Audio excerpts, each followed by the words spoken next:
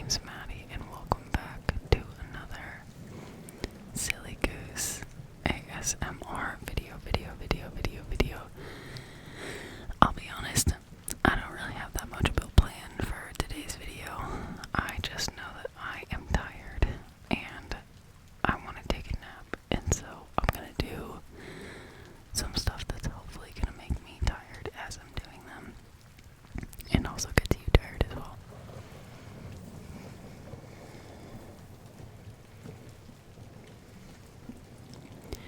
Do you guys like reading? I like reading stories.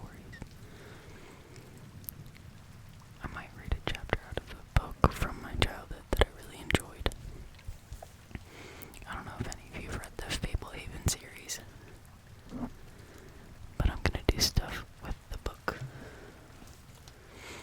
This is a kid's book that I read when I was in middle school, and it was one of my favorites ever. I thought it was so good. And it's called Fablehaven. I don't know if you can see it. This is the second book in the series. It's called Rise of the Evening Star, and I really like it.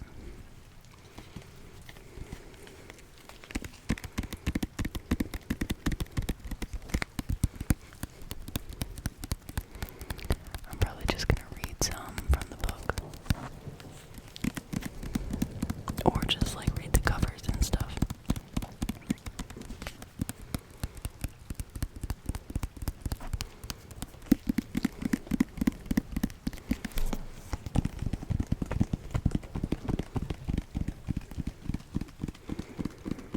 How are you guys doing today? Are you good? Are you good? Are you good?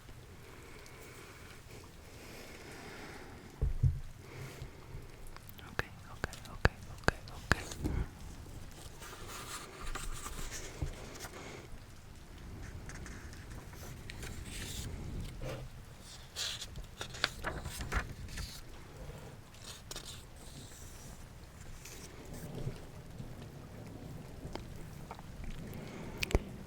Chapter 1.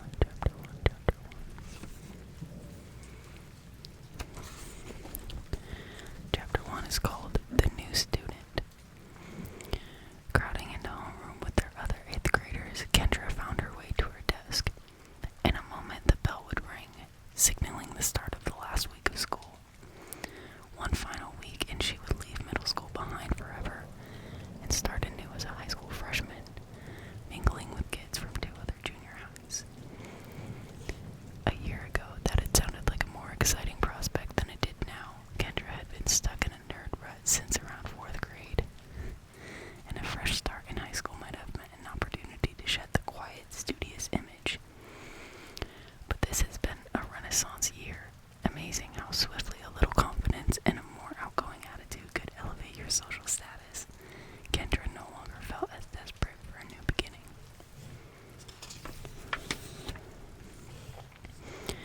Alyssa Carter sat down in the desk next to her.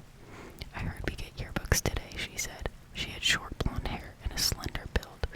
Kendra had met Alyssa after making the soccer team back in September. Great, I look hypnotized in my picture, Kendra groaned. Yours was adorable. Remember mine? My braces looked like the size of train tracks. Whatever, you could hardly even notice them. The bell rang. Most of the kids were in their seats. Mrs. Price entered the room and accompanied by the most disfigured student Kendra had ever seen. The boy had a bald, scabrous scalp and a face like a chapped welt.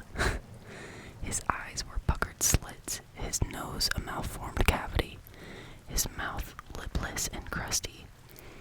He scratched his arm, crooked fingers lumpy with bulging warts. Wow, that's pretty brutal. The hideous boy was otherwise nicely dressed in a black and red button-down shirt, jeans, and stylish tennis shoes. He stood in front of the desk beside Mrs. Price while she introduced him. I'd like you all to meet Casey Hancock. His family just moved here from California. It can't be easy starting at a new school so late in the year, so please give him a warm welcome. Just call me Case, the boy rasped. He spoke like he was strangling. Would you look at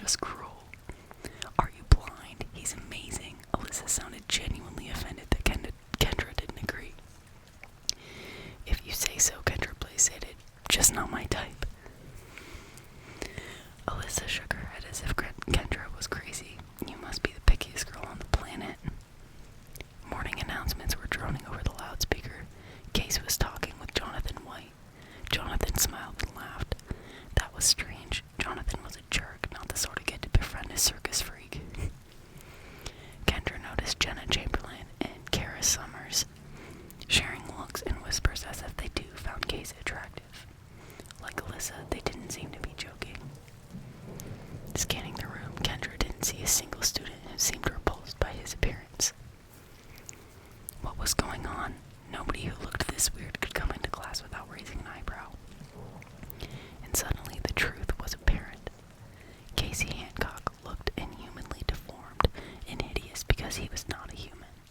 He had to be some sort of goblin who looked like a normal kid to everybody else. Kendra alone could see his true form, the after effect of having been kissed by hundreds of giant fairies.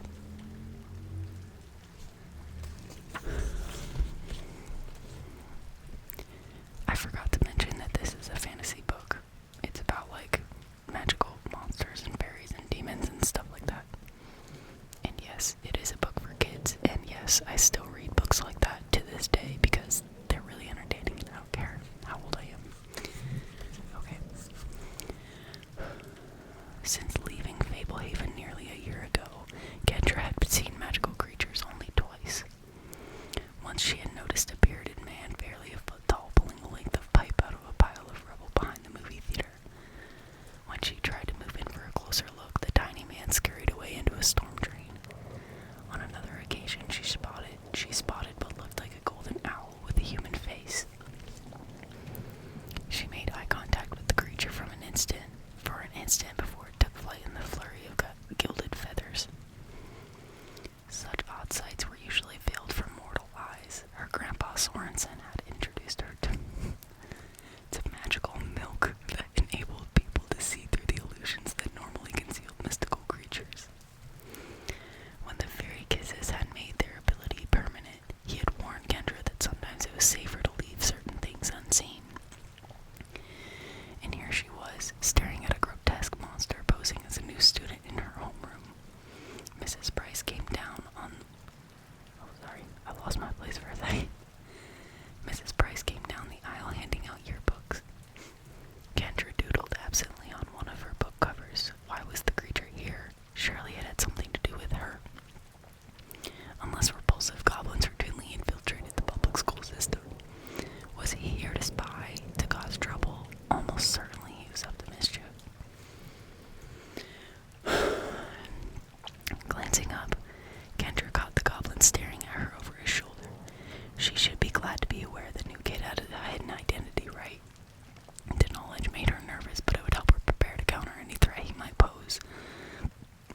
With her secret ability, she could keep an eye on him. If she played it cold, Case would have no idea she could see his true form.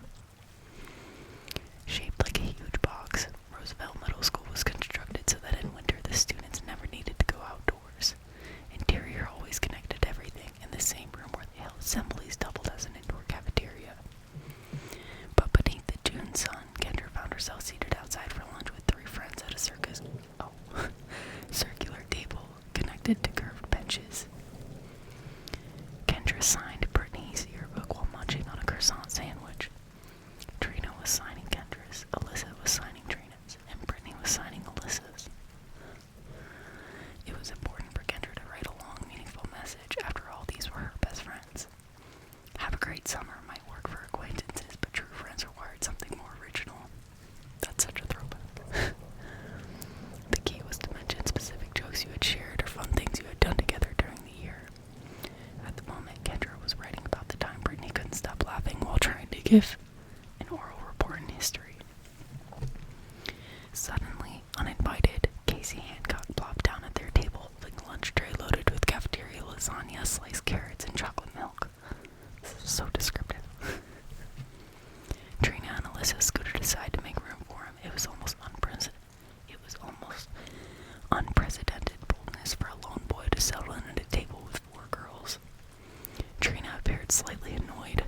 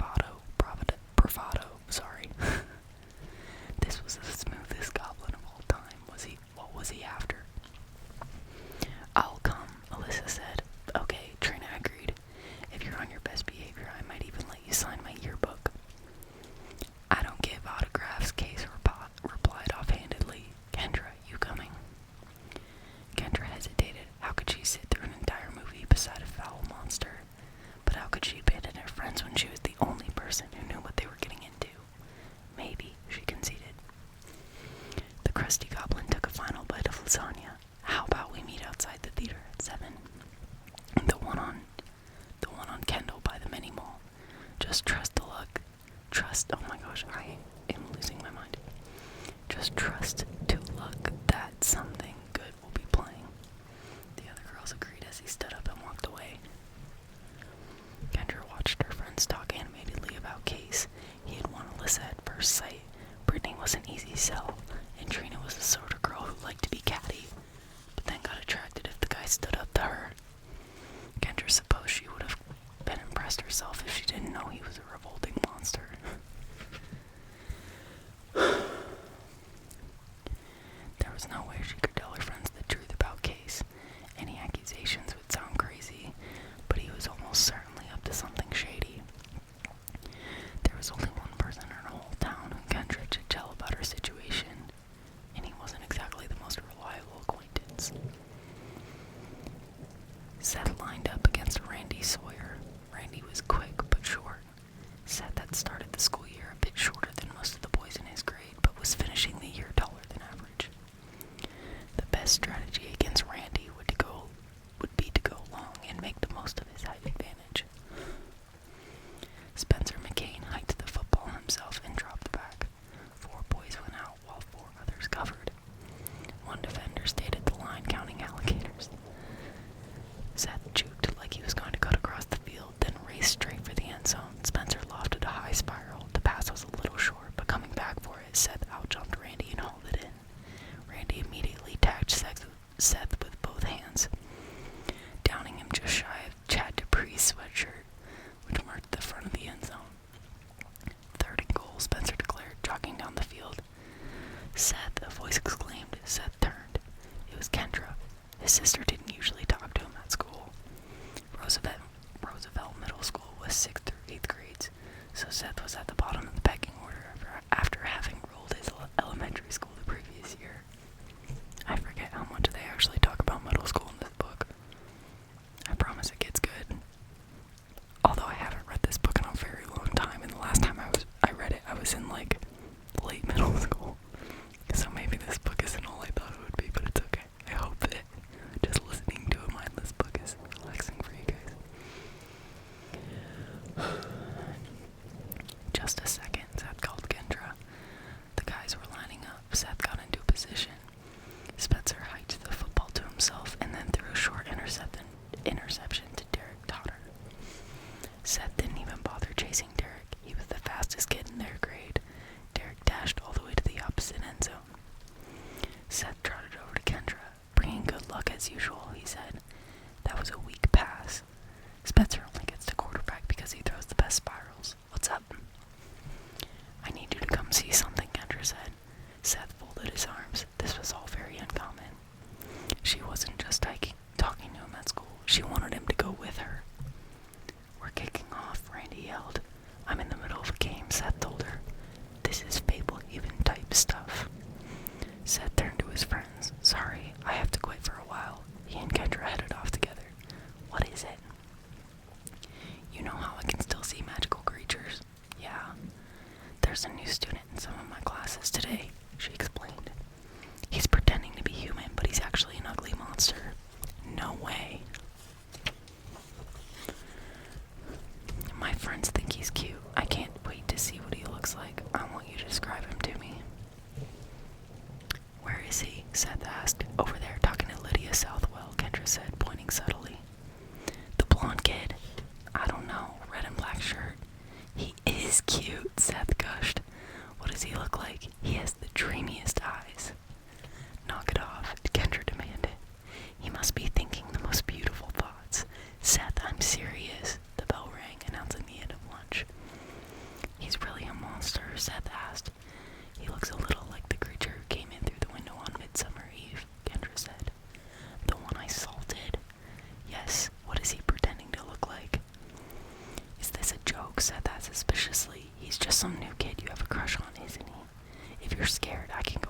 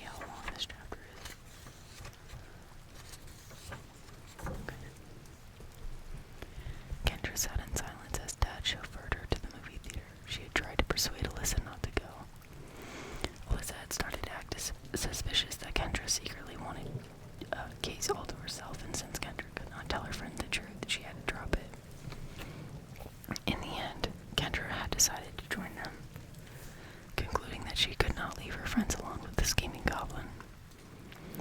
What movie are you seeing? Dad asked. We were going to figure it out when we get there, Kendra said. Don't worry, nothing racy. Kendra wished she could tell her father about her predicament, but she knew nothing about the magical properties of the preserve Grandpa and Grandma Sorensen managed. He thought it was just